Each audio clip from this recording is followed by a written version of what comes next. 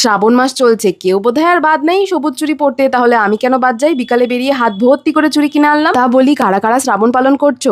আমার যে নিরামিষ, তাই চলে গেছি খেতে সাউথ ইন্ডিয়ান খাবারে। আমার প্রিয় এই ধোসা, নারকলের যে চাটনিটা দেয় সাথে, কি যে ভালো লাগে। এক বাটি না 2 বাটি চেয়ে নিয়েছি।